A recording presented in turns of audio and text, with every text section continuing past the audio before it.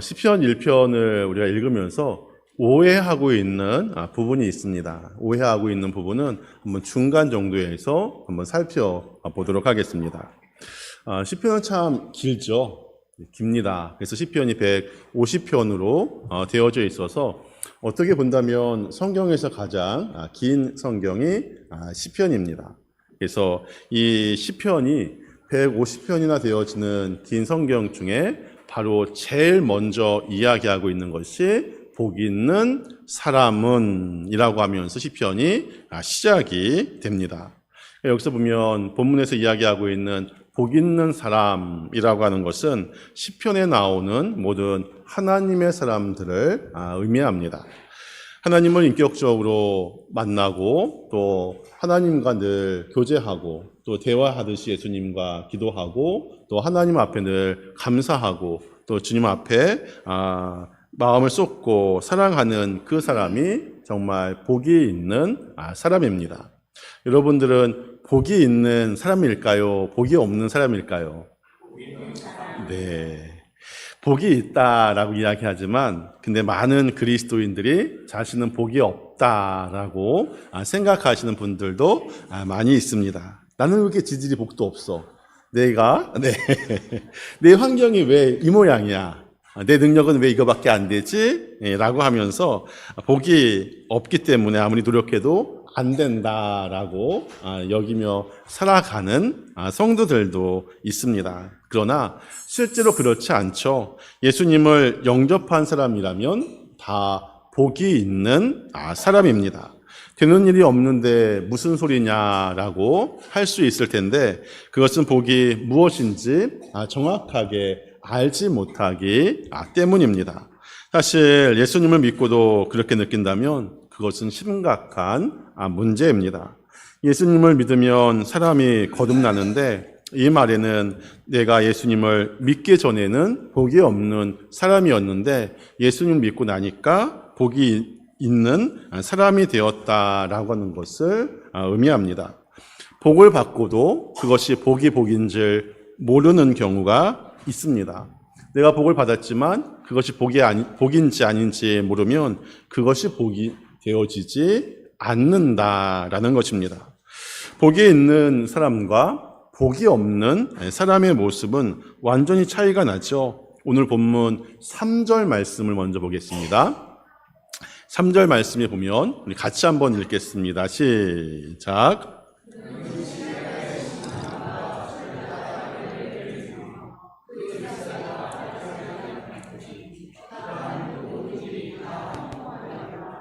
아멘. 시냇가에 심은 나무는 애쓸 필요가 없습니다. 이스라엘 성지순례를 갔을 때 보면 시냇물이 흐르는 곳에는 나무들이 항상 푸르르고 그렇지 않은 곳에서는 시띠 나무라고 하는 아주 작은 아카시아가에 속한 나무들만 몇 그루 보일 뿐입니다. 이 이스라엘 같은 경우에는 어떤 경우냐가 있냐면 10월달, 11월달, 12월달을 이른 비라고 이야기합니다. 그리고 1월달, 2월달, 3월달을 늦은 비. 그러니까 10월달부터 3월달까지는 비가 내리지만 나머지 4월부터 9월달까지는 비가 내리지 않습니다. 그렇다면 나무들은 몇 개월을 참아야 하냐면 6개월을 비가 오기를 기다려야 합니다. 하지만 시냇가에 심은 나무는 그렇지 않죠. 언제나 항상 푸르르고 항상 좋은 열매를 맺어갈 수 있습니다. 왜냐하면 6개월 동안 그 가뭄이 비가 오지 않는 그 기간도 늘 푸르를 수 있기 때문입니다. 시냇가에 심은 나무가 사는 모습은 어떻죠? 쉽습니다. 왜냐하면 항상 내 주변에 물이 흐르기 때문에 물을 찾기 위해서 깊이 뿌리를 내리지 않아도 되고 항상 쉽습니다. 살아가는 것이. 그것이 복을 받은 사람의 모습이죠. 그렇지만 거칠고 메마른 바위 위에 심어진 나무는 어떻죠? 열매 맺기가 쉽지 않습니다. 또 열매는 고사하고 말라 죽지 않으면 다행입니다. 바로 이런 복이 없는 사람의 모습을 시편 1편, 3편은 비유하고 있습니다. 그래서 우리가 뭐라고 이야기하냐면 우리는 거칠은 땅에 심어진 그리고 물이 없는 메마른 바위산에 심어진 나무가 아닌 시냇가에 심어진 나무다라고 우리를 비유적으로 말씀하고 있습니다. 바로 여러분들의 삶은 어느 쪽인지 나는 확실히 복이 없네라고 말하는 분들도 계신데 왜냐하면 사는 것이 쉽지 않죠. 네, 사는 것이 쉽지 않습니다. 자신이 시냇가에 심은 나무라고 생각하지 않기 때문이죠. 정말 그렇습니다. 그것은 형통함을 세상적인 기준으로만 바라보기 때문에 그렇게 생각을 합니다. 시편에는 보면 힘들고 또 어려운 처지에서 눈물로 기도하는 내용이 많이 나옵니다. 네, 괜찮습니다. 네. 아이들의 소리가 난다라고 하는 것은 진짜 복이 있는 교회인 줄 믿습니다. 네.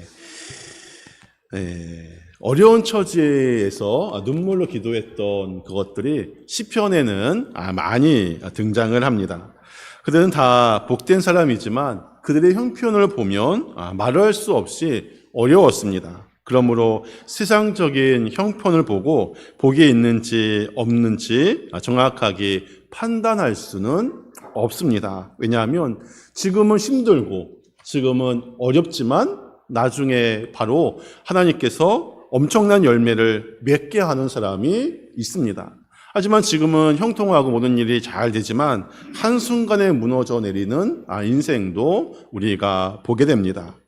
우리가 아브라함과 롯의 이야기를 제가 자주 하죠. 조카 롯은 소할 땅에 기름지고 좋은 땅을 택했고 그때 롯이 형통한 것처럼 보이죠. 왜냐하면 가장 좋은 그런 땅을 선택해서 갔고 하지만 아브라함은 어디를 선택해서 가냐면 하나님께서 헤브론으로 이사해라.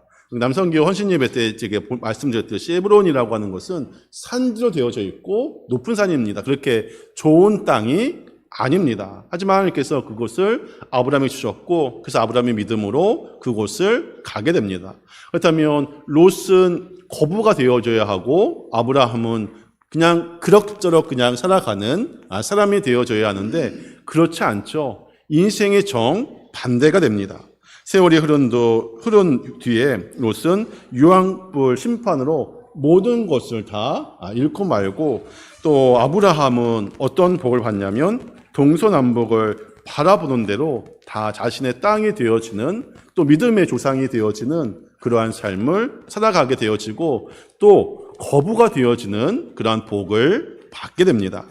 무엇이 형통인지 쉽게 판단할 문제가 아닙니다. 지금 우리가 살아가고 있는 형편이 힘든지 쉬운지 또 잘 되는지 잘 못 되고 있는지 또 복이 있고 없음을 판단해서는 안 된다. 다시 이야기하면 우리의 지금 있는 형편에 따라서 내가 복이 있는지 복이 없는지라고 판단해서는 안 된다라는 것입니다.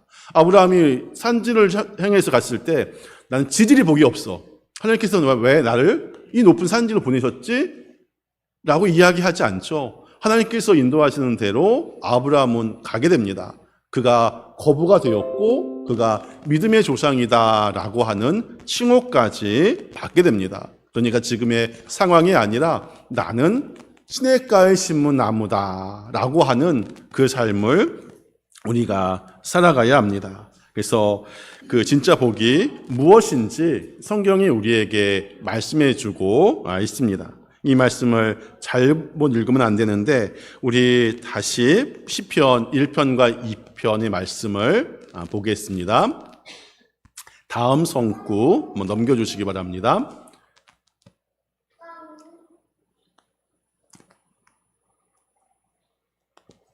네, 시편 1편 1절과 2절 같이 한번 읽겠습니다. 시작.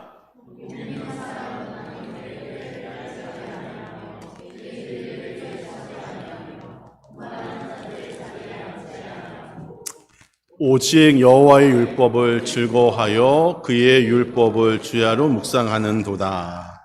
다시 1절 말씀으로 앞으로 넘어가 주시기 바랍니다. 잘 보세요. 복 있는 사람은 지금 여기서는 5가지에 대해서 이야기하고 있는데 악인들의 꾀를 따르지 아니하며 죄인들의 길에 서지 아니하며 또 세 번째 오만한 자들의 자리에 앉지 아니하고 2절 오직 여호와의 율법을 즐거워하고 그의 율법을 주야로 묵상하는 자. 바로 이렇게 5가지에 대해서 이야기하죠. 악인들의 길을 따르지 않고 죄인들의 길에 서지 않고 오만한 자들의 자리에 앉지 않고 율법을 즐거워하고 그의 율법을 주야로 묵상하는 사람에게 하나님께서는 복을 주신다. 이 내용이 아닙니다. 근데 많은 사람들이 시편을 읽으면서 여기에 이야기하는 5가지를 행하는 사람에게 복을 주신다라고 생각을 하고 있는데 그것이 아닙니다. 이 말씀은 어떤 말씀이냐면 1절 말씀을 다시 보면 지금 뭐라고 이야기하냐면 복 있는 사람은 우리가 복이 있기 때문에 악인들의 길을 따르지 않고 죄인들의 길에 서지 않고 오만한 자리에 앉지 않고 그 다음에 오직 여호와 율법을 즐거워하고 그의 율법을 주야로 묵상한다라고 이 말씀을 이해해야 합니다. 왜냐하면 우리가 복이 있는 사람은 당연히 이렇게 하게 되어져 있습니다. 복이 있으니까 악한 자들의 꾀에 따르지 않고 죄인의 길에 서지 않고 하나님의 말씀을 즐거워하고 그의 말씀을 주야로 묵상하는, 왜냐하면 우리는 복이 있는 사람이기 때문입니다. 어떤 손해를 입고 어떠한 어려움이 겪을지라도 더 이상 악한 사람들의 꾀에 빠지지 않고 또 자기 죄인들의 길에 서고 싶지 않고 또 사양 사람들과 어울리고 싶지 않고 조금 힘들고 또 고생스럽게 너도 하나님의 말씀대로 살고 싶어진다면 바로 그것이 복이 있는 사람입니다. 복이 없는 사람은 그렇지 않죠. 악인들의 길에 서지 않고 악한 자의 꾀를 따르지 않으려고 아무리 애를 써도 그렇게 되어지지 않습니다. 자기도 모르는 사이에 그 사람들과 또 어울리게 됩니다. 성경을 보려고 하면 잠이 오고 설교 시간에도 하나님의 나라 또 고난에 대해서 이야기해도 그 말씀이 귀에 들어오지 않고 안다면 그런 사람은 복이 없는 사람이죠. 요즘 여러분들은 어떤지 한번 생각해 보시기 바랍니다. 뚜렷이 죄 짓는 일이 싫어지고 또 세상 사람들과 만나서 이야기하는 것이 싫어지고 또 성경을 더 많이 보고 싶고 또 주의 일을 더 하고 싶고 또 가정에 충실하고 또 가까운 사람을 더 사랑하고 싶어하는 그 마음이 여러분들에게 있는지, 그렇다면 여러분들은 복이 있는 사람입니다. 세상에서 잘 되는 것만 바라보다가는 판단을 그르칠 수 있습니다. 우리는 진짜 복을 알아야 합니다. 하나님께서 제사장들에게 이스라엘 백성들을 위해서 복을 빌라라고 명령하신 복이 있습니다. 그래서 그 제사장 하나님의 권위로 축복하는 그 내용이 나오는데 민수기 6장 24절 말씀을 보면 뭐라고 되어져 있냐면 같이 읽습니다. 시작. 여호와는 내게 복을 주시고 너를 지키시기를 원하며, 다음 같이 읽겠습니다. 시작. 여호와는 그의 얼굴을 내게 비추사 은혜 베푸시기를 원하며, 여호와는 그 얼굴을 내게로 향하여 드사 평강 주시기를 원하노라 할지니라 하라.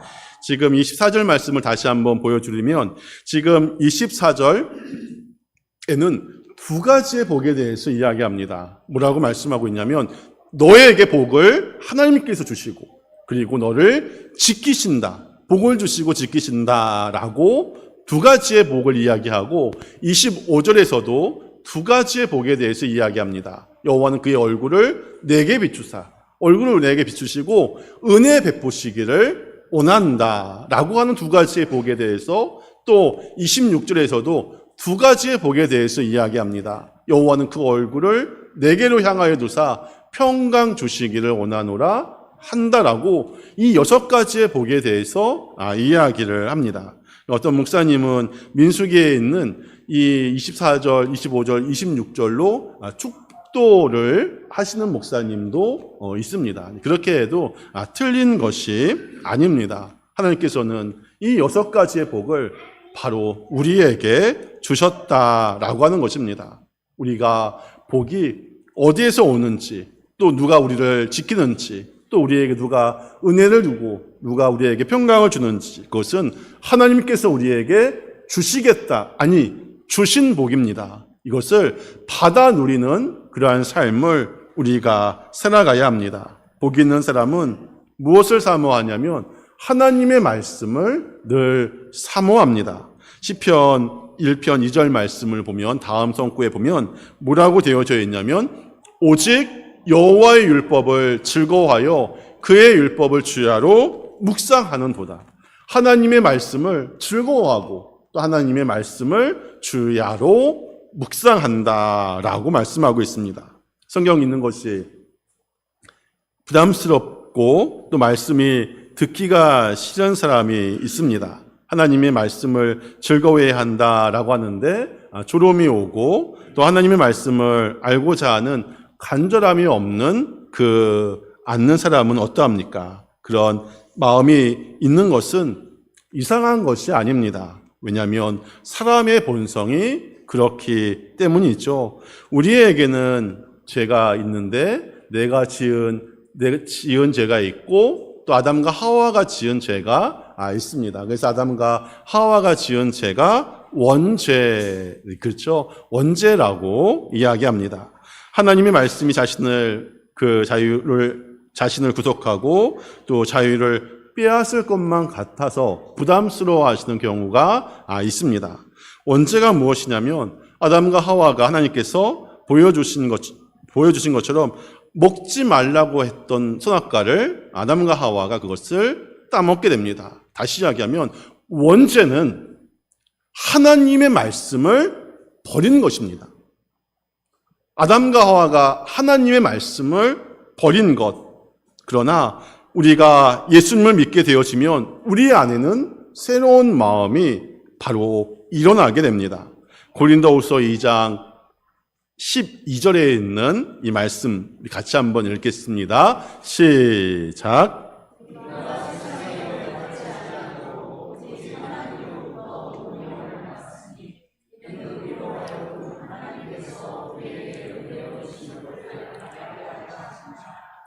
마지막에 보면 하나님께서 우리에게 은혜로 주신 것을 알게 하려 하심이다라고 말씀하고 있습니다.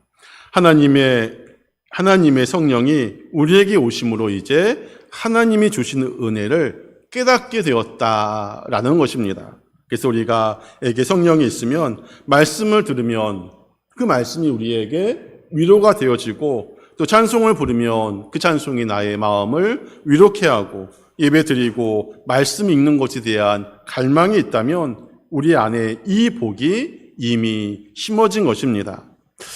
어느 초등학교 선생님이 시험 감독을 하고 있는데 늘 1등만 하는 아이가 있습니다. 아이가 있는데 항상 100점을 맞는데 그날따라 보니까 한 문제의 답을 몰라서 쩔쩔매고 있습니다. 한 문제가 잘 풀리지 않고 답을 알지 못해서 쩔쩔매고 있는데 맨날 컨닝만 하는 아이가 옆에 있었는데 그 아이가 어떻게 답을 알았는지 옆에 있는 항상 100점 맞는 애에게 툭툭 치면서 자기 답을 보라고 자기 답을 어떻게 봤는지 모르겠지만 그걸 보라고 툭툭 쳤습니다. 그러니까 공부 잘하는 그 아이는 보지 않겠다라고 계속 이렇게 합니다. 안 보겠다고 합니다. 근데 시험 직전에 선생님이 보니까 그 아이가 항상 100점 맞던 그 아이가 한 문제를 옆에 있는 아이 거를 보고 적는 것을 보게 되었습니다. 그때 선생님의 마음이 좀 이렇게 내려앉았다, 무너 내려졌다라고 이야기합니다. 결국 저 아이도 컨닝을 하고 말았구나라고 하였고, 모든 학생들이 다 내고 나갈 때 맨 마지막에 그 컨닝한 항상 100점 맞던 그 아이가 시험지를 내면서 뭐라고 이야기하냐면 선생님한테, 선생님 저는 빵점입니다. 왜냐하면 옆에 있는 사람의 문제를 보고 썼기 때문에 저는 빵점입니다 라고 이야기를 했고, 그래서 선생님이 그 아이를 한참 안고 같이 울었다라고 이야기합니다. 바로 이 아이가 복이 있는 아이죠. 하나님께서는 그것을 놓치지 않습니다. 놓치지 않죠.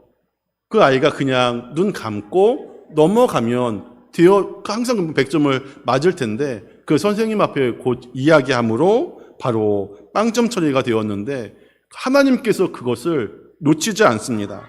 비록 그 날의 그 시험은 빵점을 맞았지만 그 아이의 인생 전체를 놓고 본다면 그것은 복이 되어집니다. 하나님께서 그것을 놓치지 않습니다. 우리 안에 성령이 오셨죠. 지금 성령 강림 주일을 우리가 보내고 있는데, 성령이 우리 마음속에 오셨다면 우리도, 성령은 어떠한 영이냐면 거룩한 영입니다. 거룩한 영이 우리 안에 임재하고 계시기 때문에 우리의 삶도 거룩해지는 그러한 삶을 우리가 살아가야 합니다. 성령 하나님께서 우리가 더 이상 세상적으로 살지 못하도록 죄에 대한 거부감을 우리에게 주십니다. 항상 하나님의 말씀이 더 알고 싶고 하나님의 인도를 받고 살고 싶도록 우리를 인도하신다라고 하는 사실입니다. 비록 육신의 욕구가 강해서 매일 헤매고 살면 우리 마음이 괴롭죠. 그럼 우리 마음이 괴로운 그 이유는 우리 안에 성령님께서 하시는 근심입니다. 바로 이것이 복이 있는 사람이다라고 하는 증거입니다. 복이 있는 사람은, 복이 없는 사람은 뭐라고 이야기하냐면 거짓말도 능력이다. 거짓말도 능력이다. 속는 사람이 멍청하다라고 이야기를 하는 경우가 있습니다. 어느 쪽이 멍청할까요? 속이는 사람이 멍청할까요? 속는 사람이 멍청할까요? 바로 속이는 사람이 멍청하죠. 왜냐하면 하나님께서 살아계신데, 하나님께서 나의 모든 삶을 지켜보고 있는데 그 거짓말하는 사람에게 복을 주실까요? 저라면 주신 복도 걷어 갈 것입니다. 아직 우리에게 거짓말을 하고 있는 분이 있다면 우리에게 다시 한번 질문해 보시기 바랍니다. 하나님이 거짓말하는 나를에게 복을 주실까? 거짓말을 미워하시는 하나님께서 이 거짓말이 깔려있는 나의 계획에 복을 주실까? 하나님은 거짓말하는 자를 축복하지 않습니다. 거짓말 못하는 사람이 복이 있는 사람입니다. 아무리 어려움이 있더라도 주님을 더 알고 싶고 세상과 늘 구별되어지는 삶을 살고 싶은 마음이 있다면 그것이 복이 있는 사람입니다. 주님이 함께 하시는 증거이죠. 그것으로만으로 충분하다라는 것입니다. 시편 4절과 5절 말씀도 우리 같이 한번 읽겠습니다. 같이 읽습니다. 시작.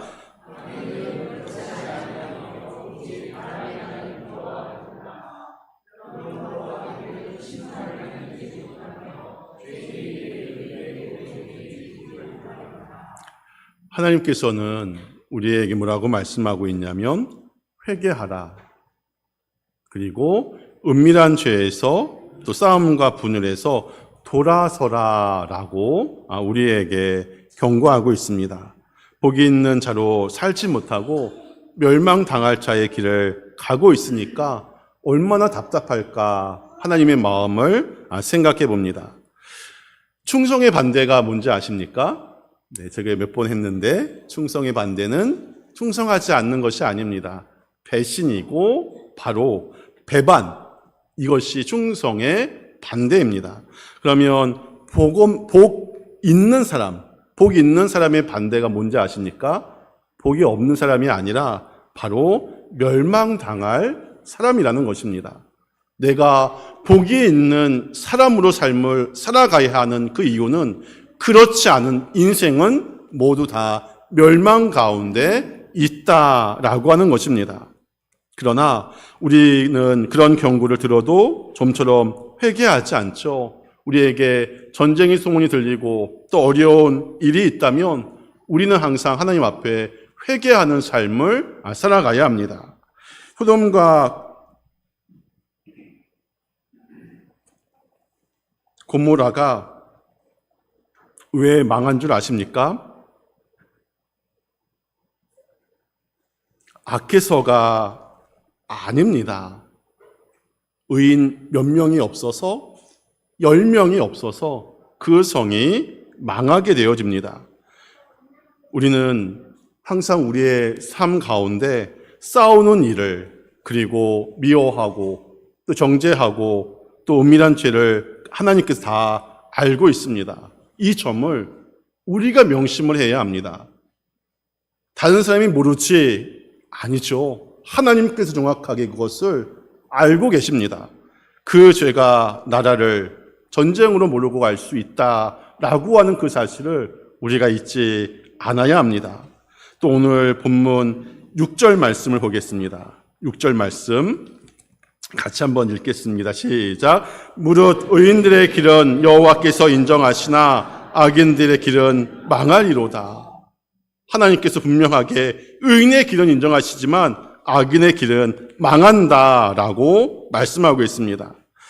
주밖에는 아예 복이 없다라고 하는 책에 보니까 남자 성도들이 모이는 믿음으로 사는 남자들이라고 하는 곳에서 이러한 고백을 하나님 앞에 했다고 합니다. 이것을 잠시만 읽어드리고 말씀을 맺도록 하겠습니다. 뭐라고 고백을 했냐면, 하나님, 제가 남자입니다. 아버지이자 남편이자 가장입니다. 이제는 세상 의지하던 줄을 온전히 끊겠습니다. 직장에서 불의한 방법으로 계약하지 않겠습니다. 술자리를 하지 않겠습니다. 먹고 사는 근심 걱정하지 않겠습니다. 집에서 화내고 짜증내지 않겠습니다. 자녀들을 위해서 매일 축복 기도해 주겠습니다. 정직하고 죄짓지 않겠습니다. 분노를 이길 힘을 주심을 믿습니다. 정상적인 상품만 팔겠습니다. 손해보더라도 거짓말하지 않겠습니다. 작은 법도 꼭 지키겠습니다. 검소하게 살되 꼭 빚을 정리하겠습니다. 모든 수입의 11조를 하나님 앞에 드리겠습니다. 시간의 11조를 하나님 앞에 드리겠습니다. 나의 회사를 주님을 위한 회사가 되도록 하겠습니다. 수요 예배, 금요 철야 전에 영업을 마치겠습니다. 라고 이렇게 고백을 했다고 합니다. 이것은 성령께서 그렇게 하신 것이죠. 바로 이렇게 결단하는 사람이 복이 있는 사람입니다. 하나님께서는 우리에게 복을 주셨습니다. 성경은 뭐라고 이야기했냐면 복이 있는 사람이다라고 우리에게 분명하게 말씀하고 있습니다. 우리 안에 성령을 주셨고 바로 이 마음이, 여러분 안에 이 마음이 있는 줄 믿습니다. 바로 하나님의 말씀대로 내가 살아가는 것, 내가 삶이 어렵더라도 나는 시냇가에 심은 나무다 라고 하는 그것을 가지고 삶을 살아가시기 바랍니다. 나는 어떠한 경우가 있더라도 하나님을 믿고 살아가겠습니다 라고 하는 그런 결단을 하시기 바랍니다. 그런 결단 속에 여러분들이 살고, 여러분들이 가정이 살고, 여러분의 자녀가 살고, 바로 시온교회가 살고, 한국교회가 살고, 이 나라와 이 민족이 살아가는 길인 줄 믿습니다. 기도하겠습니다.